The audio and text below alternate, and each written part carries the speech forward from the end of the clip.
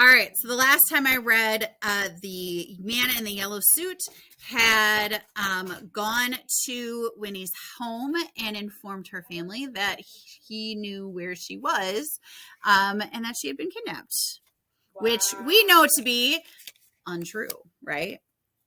That she wasn't. I mean, she was kidnapped, but she wasn't like nefariously, like evilly kidnapped. She was just taken. They did it for their own safety. Yeah. And they're fully intending on bringing her back. So it's not like, yeah. It wasn't a great decision, but it wasn't like an evil decision. All right. So we're on chapter 14. There had been nothing for the Tucks to do but go to bed. It was too dark now to go out looking for the horse thief, and anyway, they had no idea they had no idea when he had done his thieving or which way he had gone. That beats all, though, don't it, Pa? Said Jessie, coming up to a person's house and stealing their horse right out from under their nose. I got to give you that, said Tuck. But the question is, was it just some ordinary thief, or was it someone that had some special reason? I don't like it. I got a bad feeling about the whole thing. Hush now, Tuck, said May. She was spreading a quilt on the old sofa, making it into a bed for Winnie. You're too much of a worrier. There's nothing we can do about it now, so there's no sense fussing. You got no reason to think there's anything peculiar about it anyway.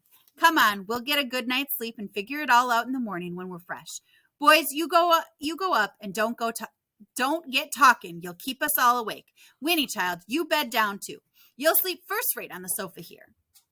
But Winnie did not sleep at all, not for a long, long time. The cushion of the sofa were remarkably lumpy and smelled like old newspapers, and the chair pad May had given her for a pillow was thin and hard and rough under her cheek. But far worse than this was the fact that she was still in her clothes, for she had firmly refused the offer of May's spared nightgown, with its seeming miles of faded cotton flannel.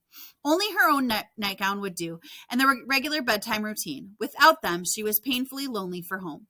Her joy on the road that morning had completely disappeared. The wide world shrank, and her oldest fears rolled freely into her consciousness. It was unbelievable that she should be in this place. It was an outrage. But she was helpless to do anything about it, helpless to control it, and exhausted by the conversation in the rowboat. Was it true? Could they really never die, these Tucks? It had evidently not occurred to them that she might not believe it. They were only concerned that she keep the secret. Well, she did not believe it. It was nonsense, wasn't it? Well, wasn't it? Winnie's head whirled. Remembering the man in the yellow suit was the only thing that kept her from weeping. He's told them by now, she thought, rehearsing it. They've been looking for me for hours, but they don't know where to look.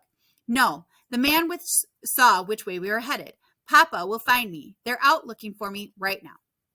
She went over it again and again, lying wrapped in a quilt, while outside the moon rose, turning the pond to silver.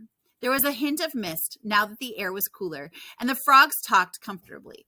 Crickets soon joined in with their shrill, rhythmic song. In the table drawer, the mouse rustled softly, enjoying the supper of flapjack crumbs May had put there for him. And at last, these things were clearer in Winnie's ears than the voice of her thoughts. She began to relax, listening to the sound-filled silence. Then, just as she was drifting into sleep, she heard soft footsteps, and May was beside her. You're resting easy, child? She whispered. I'm all right, thank you, said Winnie. I'm sorry about everything, said May. I just didn't know no other way but to bring you back with us. I know it ain't very happy for you here, and, well, anyway, you have a good talk with Tuck? I guess so, said Winnie. That's good. Well, I'm going back to bed. Get a good sleep. All right, said Winnie. But still, May lingered. We have been alone so long, she said at last. I guess we don't know how to do with visitors, but still and all, it's a good feeling, you being here with us. I wish you was ours. She put out an awkward hand and then touched Winnie's hair. Well, she said, good night. Good night, said Winnie. Tuck came to a little later to peer down at her anxiously. He was wearing a long white nightshirt and his hair was rumpled. Oh, he said, you still awake? Everything all right? Yes, said Winnie. I didn't mean to go disturbing you, he said, but I've been laying in there thinking I ought to be setting out here with you till you went to sleep. You don't have to do that, said Winnie, surprised and touched. I'm all right. He looked uncertain. Well, But if you want something, will you holler? I'm just in the next room. I'd be out here like a shot. And then he added gruffly, it's been quite a time since we had a natural growing child in the house. His voice trailed off.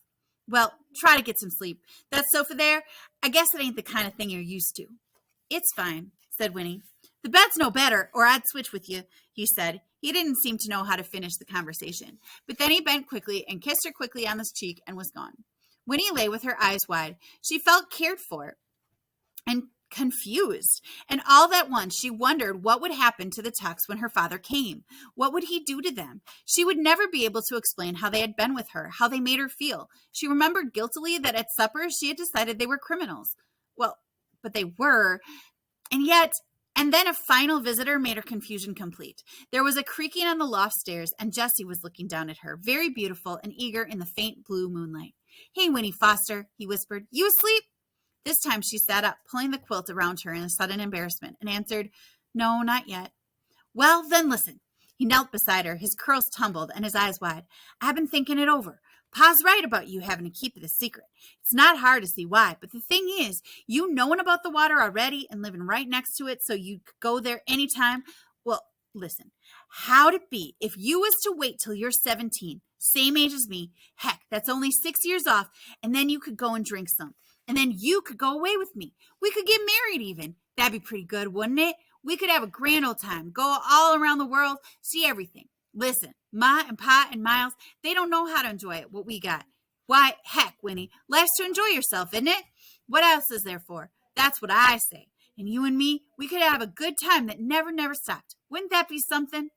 Once more, Winnie adored him, kneeling there beside her in the moonlight. He wasn't crazy. How could he be? He was just amazing.